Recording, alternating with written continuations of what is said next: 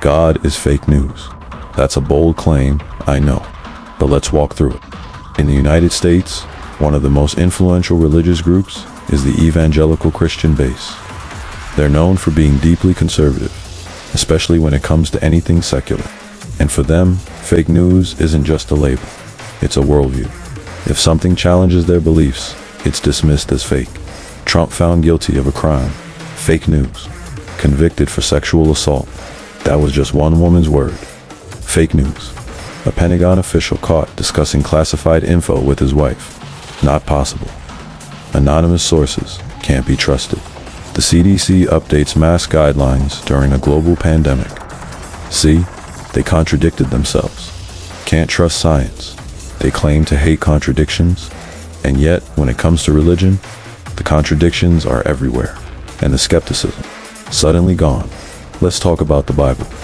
Evangelicals believe it's the literal word of God, that it's true, consistent, and perfect. But right from the beginning, that falls apart. Creation. There are two conflicting stories, Genesis 1 and Genesis 2. One has animals made before humans.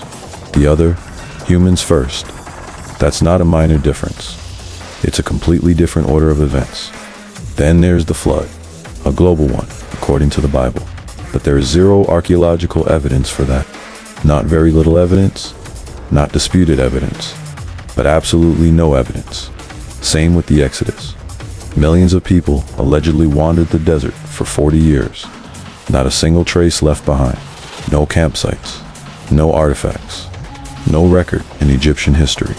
And we've looked, so if we're using the same logic evangelicals apply to news, unverifiable stories, no evidence, anonymous sources, and contradictions, what are we left with?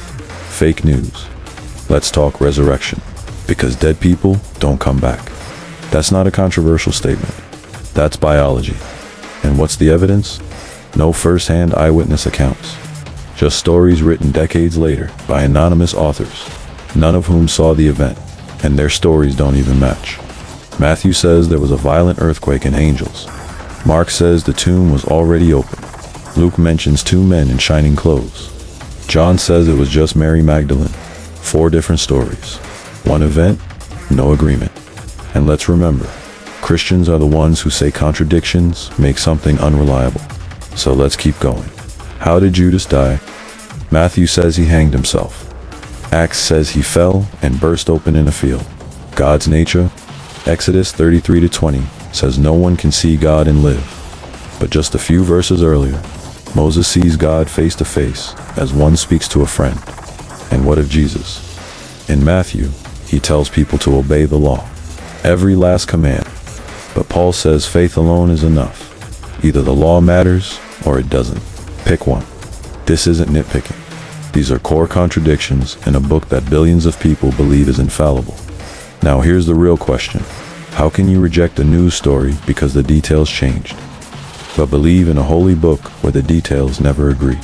That's not just a double standard. That's cognitive dissonance. So if you're going to call modern news fake because it contradicts itself, or relies on anonymous sources, or lacks physical evidence, then by your own standard, God is fake news. Thanks for watching. See you next time.